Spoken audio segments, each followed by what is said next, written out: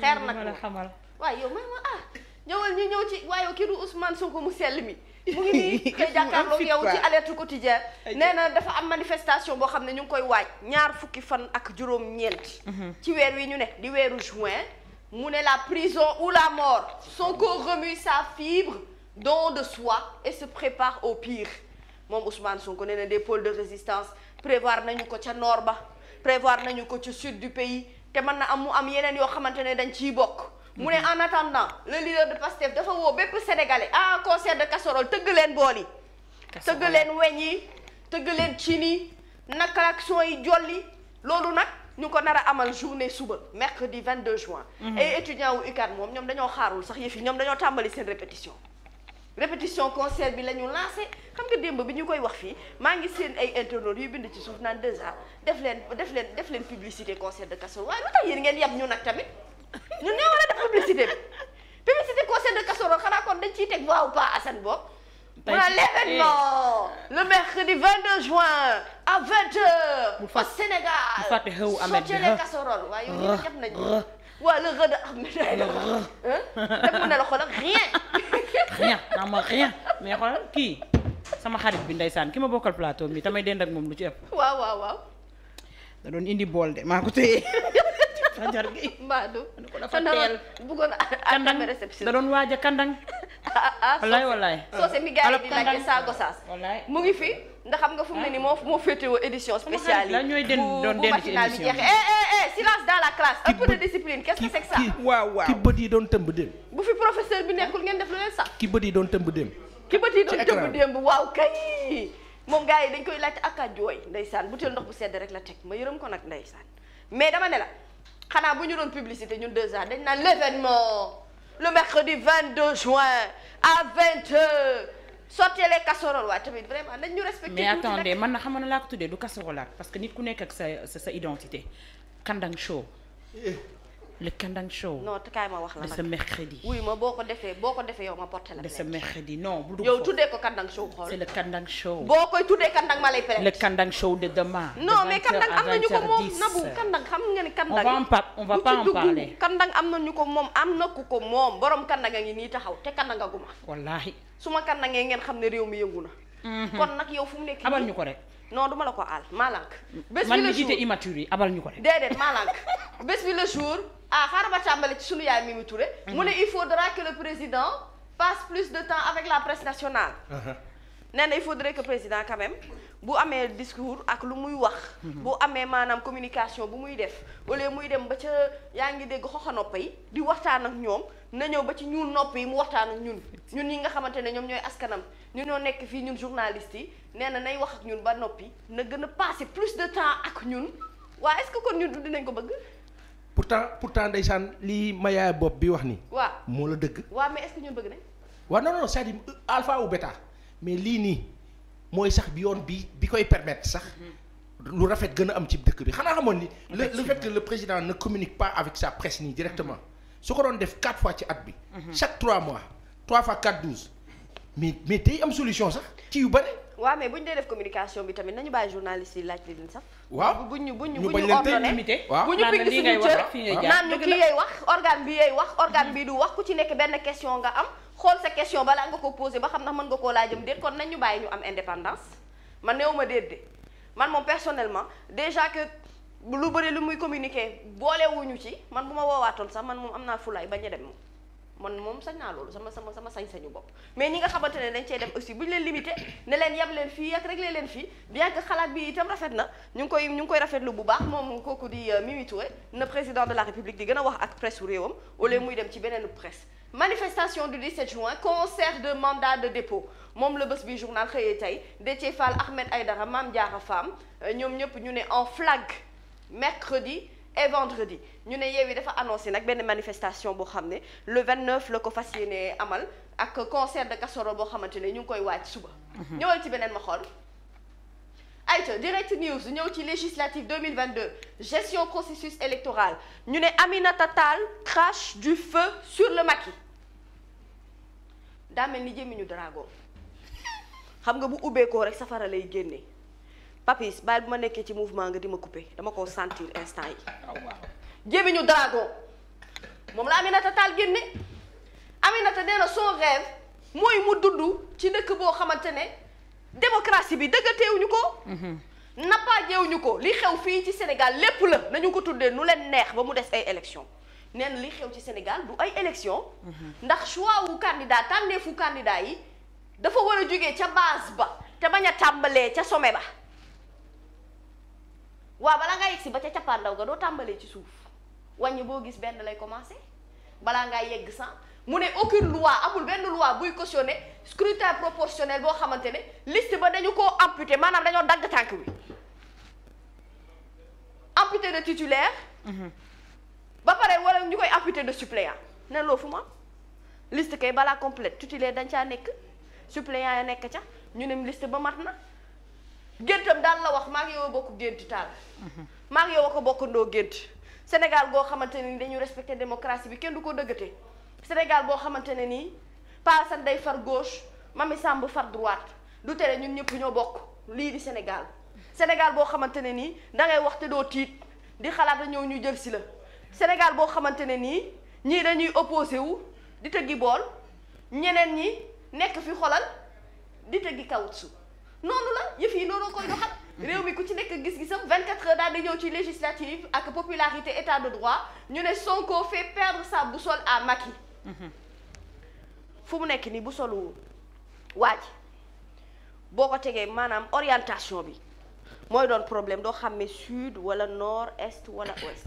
loolu yëpp li ko waral ndax ku tudd Ousmane Sonko moo tax journal 24 heures moo ko wax ne mu ne leader u Pastef bi mu ne est-il un maître Wade en puissance ou un Macky Sall en devenir ay question yu muy laaj la surprise ci campagne présidentielle 2019 le second qui n'était pas donné gagnant a fini au boulevard de la République journal bi day fàttali Macky Sall semble avoir la réponse à l'aune de toutes les actions posées pour en finir politiquement ak ki nga xamante ne moom mooy patriote boobee ñu wéyal ak quotidien enquête ñu ne sans reconnaissance sans travail dans l'enfer des réfugiés journal bi dafa ñëw ci beneen dossier ay tout tànk yoo xamante ne ay doomi réfugié yoo xamante ne dañuy risquer li nga xamante ne moom mooy apatride yi na bu xam nga apatride yi loolu laa bëgg nga tojal apatride yi ou les enfants apatrides mooy xale yi nga xamante ne ni dañoo juddu maanaam ci am réew te kenn enregistré wu leen amuñu acte de naissance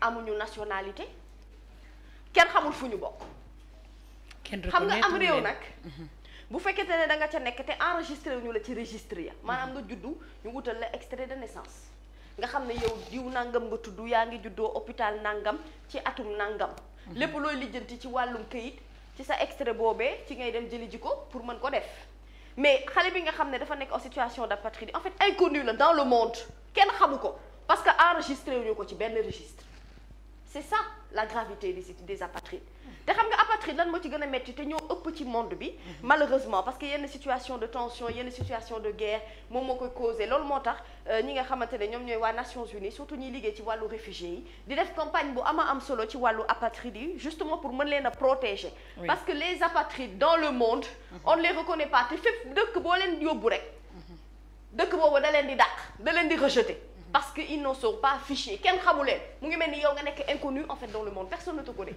yaa ngi judd ni mais amoo ndey amoo baay amoo nationalité amoo réew tu n'appartiens à personne dëkkoo fenn kenn xamu la loolu mooy apatride yàlla nañ ci yàlla mos kenn reconnaître waaw te ñu bëri nag pas asan sax am na ñoo xam ne dañu maanaam bañ a nekk sax ci dëkk boo xam ne situation de tension la mais ñi seeni waajur dañu ignorer ne le fait que doom juddu ñu bañ ko enregistrer à l'état civil loolu mën na tax sa doom nekk ci situation apatride yi moo tax doom bu juddoo nga jàng nga ñàkk bañ a jàng réflexe bi njëkk mooy nga dem ci état civil bi enregistré ko nga xamante ne day bokk ci benn nation bu dee Sénégal ñu ne nationalité sénégalaise la am wala nationalité sénégalaise bu dee beneen réew naka noonee bu situation de guerre amee mar d'Italie wala conflit wala dañ mu am ñoo xamante ne dañuy daw di réfugié ji ci yeneen i dëkk ñu mën leen a jël en compte wax ne ñoom kat ce sont des ressortissants de tel pays mais ñàkk bañ a nekk ressortissant ci fenn mooy yow inconnu nga dans le monde c'est ça les apatrides ñu bëri xamuñu ko nag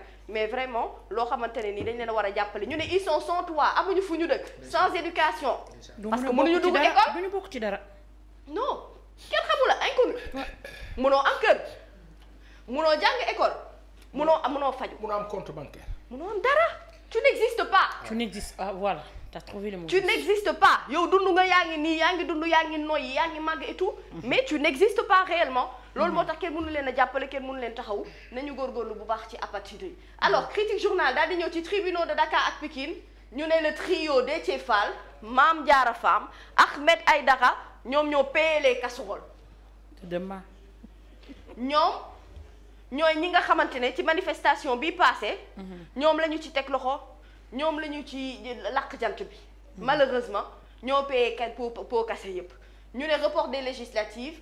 En tout cas, président Macky Sall il est intransigeant à toute médiation bëggul benn médiation ñu def ko ci wàllu woowu naan ndax dañuy reporter du ñu reporter les élections vont se tenir comme ni mu ko waxee woon ci tubaab ya waaye nag Ousmane Sonko défier na ko itam défier itam FDS yi mu ne le 29 juin arrêtez-moi wala liquidez-moi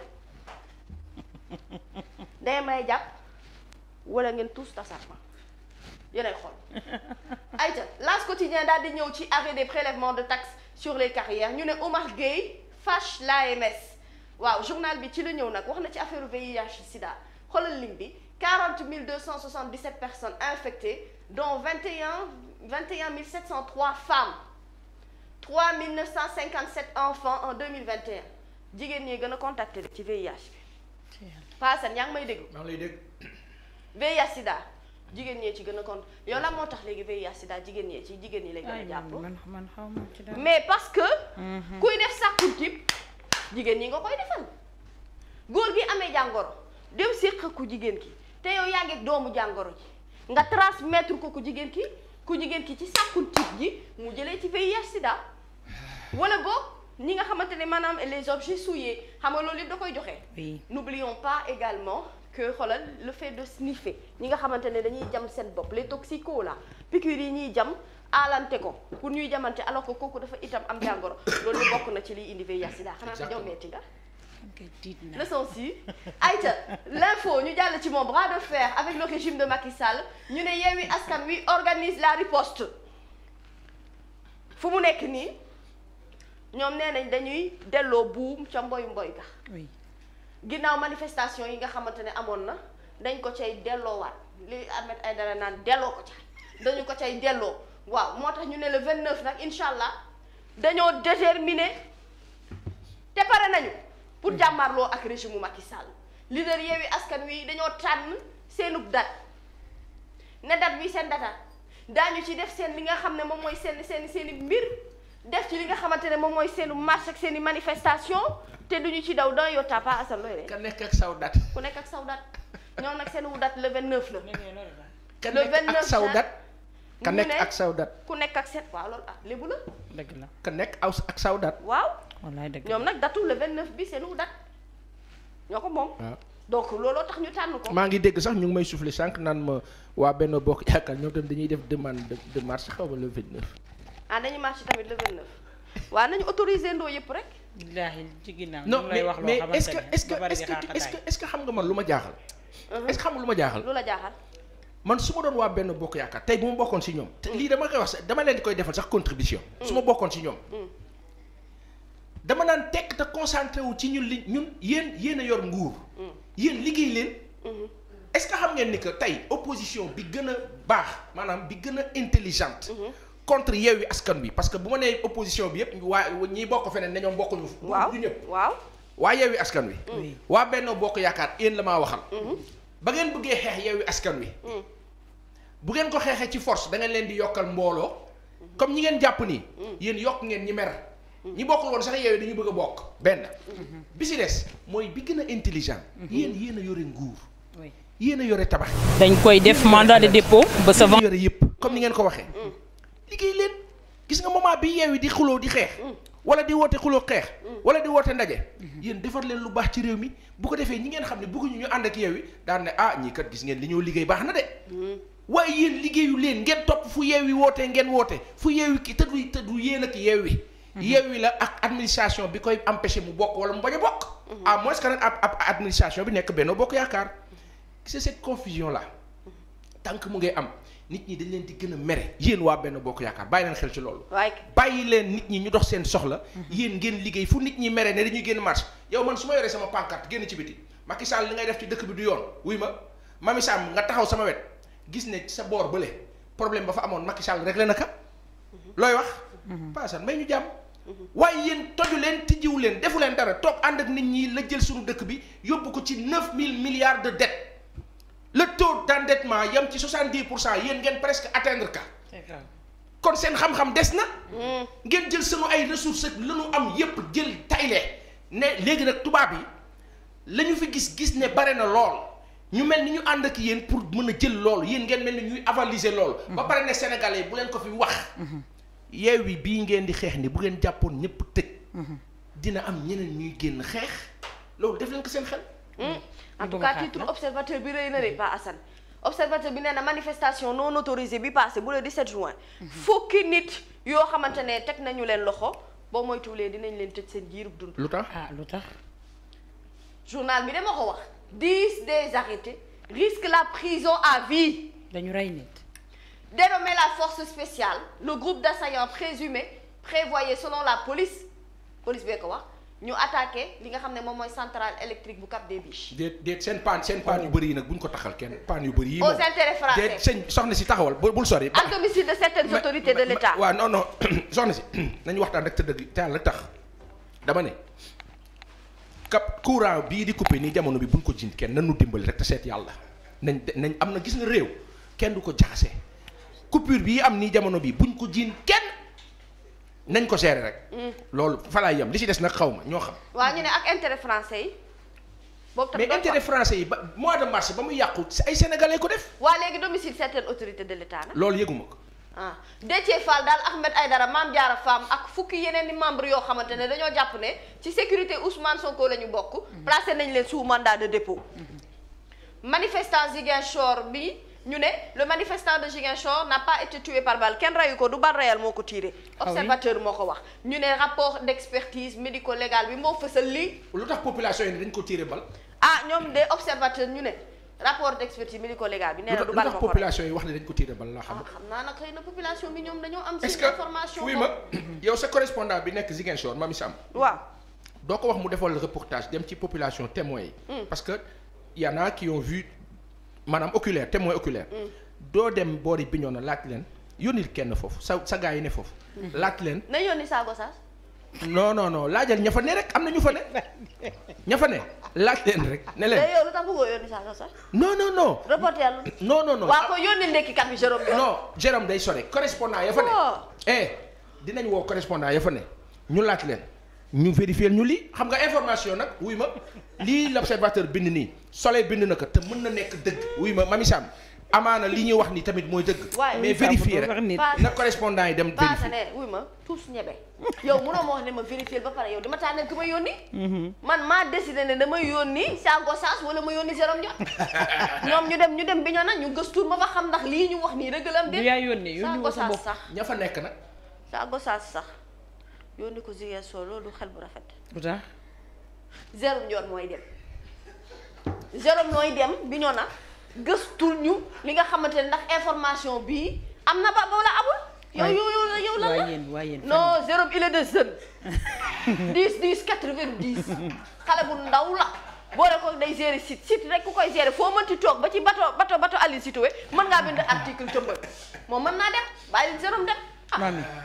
Mamy fan yii Jérôme du amul ndekki patron wam newu fi Jérôme nag tey lay xam ne Ahmed Aïdara ndekete am na njëriñ ci mim réew ak am di Jérôme boo yóbboo boo wàccee rek jéem a la laal nu mu gën a gaawee sa kër lekk mburoog coo ñëwaat ndekki jeex na de fii ak ay fan dañu ko jël ndekki de Ibrahima ànd lay buux boppam daal di noppalu Ibou kat Ibrahima ànd lay nga xam ne bi ñu jàppee waa ji ndekki bi la njëkk xalaat budget ndekki bi moo ko njëkkoon a doon problème l'évidence aca mandat de dépôt pour les leaders de Yewwi Askan Wi waa Jolof ci kën ñu ngi leen di nuyu di leen ziar bu baax même bu fi Ahmed nekkul ñun ñu ngi fi l'évidence alors mandat de dépôt pour les leaders de Yewwi Askan Wi la tension électorale mu ne yokku na dafa gën a tàng dafa gën a boy yëf yi dafa gën a neex Jolof ci kën concert de casserole et de klaxon Moussa Sow nee na dafay laaj Sonko mu régler d'abord casserole yi da ko régler na régler casserole yi ba noppi balaa ñoo ñëw ci leneen Moussa Sow de moo ko wax ci l'évidence journal. alors le mandat ñëw na ci emprisonnement leader yi nga xamante ne tëj nañ ko Yewwi Askan Wi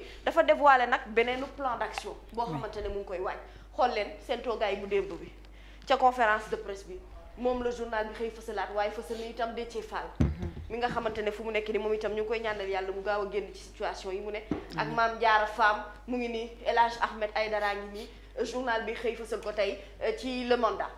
ayca le quotidien législative mu ñëwaat itam ci leader yi nga xamante ne tëj nañu leen ñu ne Yewwi Askan Wi reste sur scène fa mu nekk di jouer orchestre bi wàcc ko bu kenn yaakaar ne concert ba jeex na concert ba sax dañ cey rax ay bool waaye yow mës ngaa fekkee sabar boo xam ne dañ koo tëggee bool na bu koon yow tëggu bool Pa Assane moom xamul li may wax bu ko xamee moom dama koy kaar mais yow jigéen nga yow war ngaa xam tëggu bool. waaw ngoyaan sax ba tey leket la. bool instrument la du am mais boolu weñ. non non non je ne pense pas bu soo ko fekkee. non amul lu gën a neex loolu ci àdduna. ñoom nag leaderu askan wi ñu ngi ci podium bi ba tey wàcceeguñu ñu ne il reste sur scène Déthié Fall dëgg la Mame Diarra Fam dëgg la Ahmed Aïdara dëgg la. jugé nañu leen. am na ko xam ne dañ koy jugé demain am ko ñu jugé vendredi bi moom suñu waajee ko moom Ahmed Aïdara am naa ñàkkul ne Déthié kii xëy na ñoo moom peut-être demain en tout cas ci li quotidien wax mais concert de casserole bi demain bi mooy tey quoi voilà mu ngi noonu concert de casserole bi suba la incha allah ci mercredi bi marche bi également le 29 juin journal bi ñëw ci Tivaouane itam dafa wootee pouvoir comme opposition ñu toog waxtaan tiisoo le soleil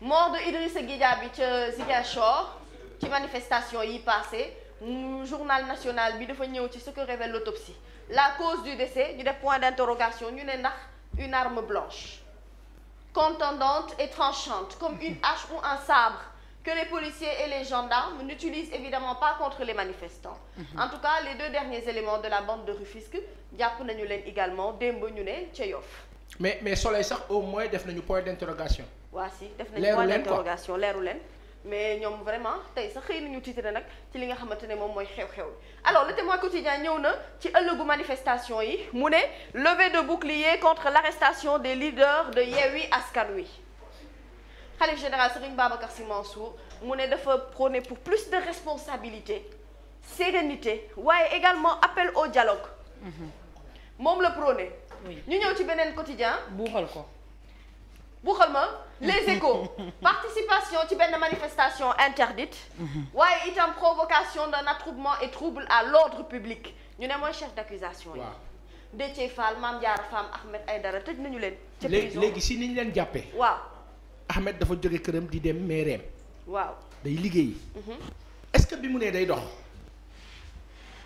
police bi par exemple mënu ko ne woon fan ngay dem mu ne sama mairie ñu topp ko ndax day woote ndax day def ba mu dugg maireem mën na nekk kon xam nga jàpp du am donc jàpp ba tegul si yoon jaay doole la Mame Diarra Fam benn jigéen buy dox moom kese amul problème kooku du ko ñuy jàpp Déthié Fall siège am buntu siège am tojul yónneewul wootewul jarul jàpp c'est absurde c'est-à-dire que lii xamalal la xam nga nu mu demee lii jaay doole la boo xam ni amul tur léegi nag tey procureur bi mënul tëb wala juge bi même sur le plan du droit pénal mën na ne non ñii defuñu dara waaye moom ci contexte bi ndeysaan mënu ko il dépend du parquet ministre de la justice moo ko daan waaw wala déet ministre de la justice dépend du président du conseil supérieur de la magistrature qui s'appelle Macky Sall donc tey Sénégal fi ñu toll bu ñoo wax dañ naan président Macky Sall comme yow yaa jiite conseil supérieur de la magistrature yow boo nee nii ñu bàyyi gars yi te pourtant président loolu mooy sa jàmm mais nag bu fekkee ni égo dafa ëpp doole xalaat nii rek lay tëddee. ah journal bi de la moom les échos ñëw na ci li nga xamante ne moom mooy li mu tuddee guérilla urbaine mu ne déjoué de justesse.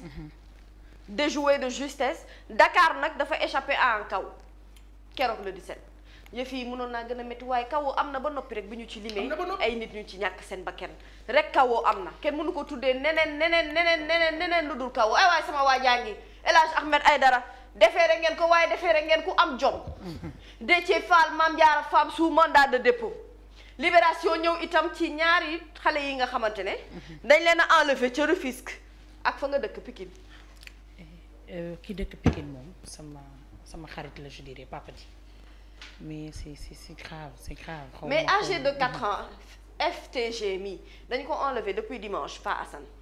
en pleine rue nag. ca Rufisque Arafat. mais lu tax ñi door ko yóbbu ci benn bâtiment en construction. yaay yi ak papa yi ak njaboot gi lu tax bàyyi leen xel xam nga Mamy Sam nañu waxante dëgg te yàlla tax.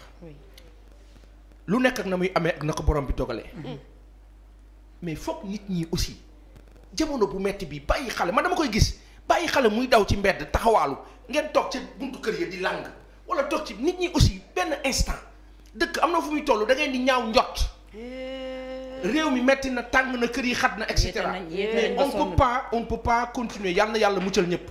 mais on ne peut pas continuer am na lu rax ci réew mi. malheureusement nguur bi waroon toppatoo loolu moom mu ngi préféré jàpp ay nit yoo xam ni objectif bi waru nekk foofu force de l'ordre yi ñu génne ci dëkk bi ñu armé jusqu'aux dents pourtant bu ñu leen tegoon ñu tas ci quartier yi tas ci ville yi tas ci kii yi pour ñuy sécuriser nit ñi. agression du am yenn yi mën na manquer. lu tax loolu amul. vous préférez vous concentrer sur des acteurs politiques yoo xam ne daanaka du ñoom. donc ñii aussi nit ñi nañu téye seen doom xale bu ndaw kenn ko bàyyi muy génn kër gi. Pa Assane am na ay tali fii ci Ndakaaru yu ma xam yoo xamante ne boo fa jaaree heure boo rombee da ngay romb xam nga yow xale ngay wax. ça pose problème xam nga xale ngay wax. foofu lii di kuusu ñooy raam nii di jéggi tali bi. déet. oto day romb ñu naan Mamy. yëkkati loxo ba oto bi taxaw. Mamy. ñu raam ak seeni kuus ay liir. raam ak seeni kuus dem doxi seen soxla tranquille ci ay koñ fii ci Dakar. téye leen seen doom yi téye leen seen doom yi nañ waxante dëgg dëkk bi dafa jaxasoo xale yi place du mbedd bi xale yi place ba ngi ci biir kër yi. teg leen ci biir kër yi tegal leen dessin animé xoolal ADM moom 1 an et demi kese la ama ba ñu koy enlever dañ koo fekk ci domicile familial. c'est la fille foofu ca Pikine waaw. ravisseuse bi filmé nañ ko moom par ay caméras de surveillance xëy na amaana kon looloo tax police mën a am benn piste bu très sérieuse boo xamante ne mën nañu koo teg loxo. mais ñii di yóbbu xale yi tamit lan lañ leen di doyee pas Assane. bon rek mais ñii yóbbu xale yi tamit lan la. mais qu'est-ce qu'il y a il faut être méchant pour ça. mais tout tànk noo ko mënee jël mel ni ñu ñoo tam rek.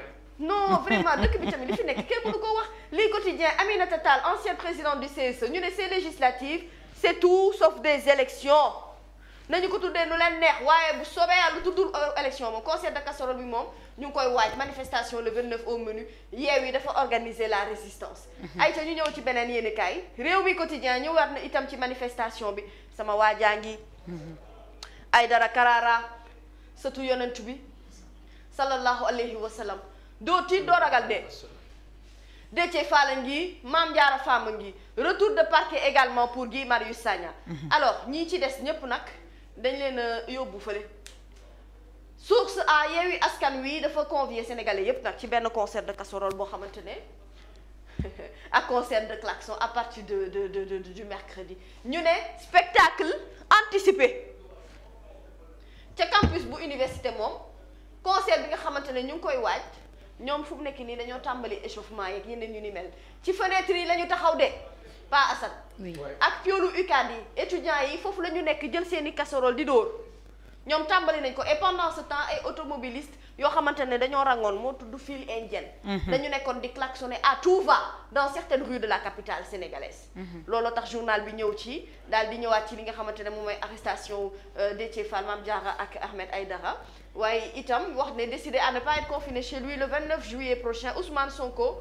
nee na il est déjà dans la tenue d'un kamikaze journal bee ko wax mu ne ce que Macky m'arrête ou alors qu'il me liquide alors ñu ñëw ci beneen yéenekaay Sud Quotidien manifestation bu bees bu opposition te Dakar et dans les régions Yewwi bis répéta Ousmane Sonko répétita pardon Ousmane Sonko et compagnie dañuy delloowaat buum ca mboy ba ñaar fukki fan ak juróom-ñeent ci weeru juin bi ñu ne manifestation du 17 juin nag majorité parlementaire bi dañoo dal ci kaw Yewwi dal itam ci kaw Ousmane Sonko alors Tribune Journal Aminata Tall ci situation tendue bi Macky Sall est responsable loolu la Aminata Tall wax mu ne nous devons tous mener le combat gis-gisam la alors wax nañu itam ci concert de casserole bi Bougane Gueye Dany tamit situé na les responsabilités nee na dérive yi am yëpp ñi nga xamante ne jot nañ cee ñàkk seen bakkan ñi ñuy jot a arrêté yëpp teg leen loxo lépp ça repose sur le dos du conseil constitutionnel. il dit vrai Bougane dit vrai. dégg naa ko démb mu ne na bokk ci concert casserole bi. c'est-à-dire c'est lii nii lii nii. xulil lii nii. lii buggaan wax nii. moom la ñuy wax ñëpp moom la waa tribune war a bind. moo tax démb ñoom tribune bi mu bindee qui est le responsable nu wax ne non responsable bi il faut le désigner. heureusement buggaan l'a fait maintenant que la presse le dise aussi. nee na conseil constitutionnel la de lu ji njàgga ñooy njàkk. kan moo jiite conseil ndax constitutionnel lii yëpp ñoom sept sages yi. ku leen jiite ku jiite conseil supérieur de la magistrature. ki nekk ci bopp réew. Macky Sall voilà. ok mu ngi noonu alors teral gi daal di ñëw ci forum international 7e forum finance islamique moom njiitu réew mi dafa annoncé l'imminence des travaux de l'autoroute Dakar Tivaouane Saint-Louis populaire daal di ñëw ci li nga xamante ne moom mooy génn àdduna bu Idrissa Goudiaby ñu ne les révélations de autopsie bi am na lu mu génnee rapport bi dafa wax ne mort violente la am par une arme blanche contondante et tranchante comme une hache ou un sabre. La plaie pénétrante du coup ne correspond pas à une blessure par arme à feu. Aucun projectile n'a été retrouvé, pas de débris également métalliques moom la ñu noté rapport bi loolu la fësal. ñëwal feneen ma xool ko.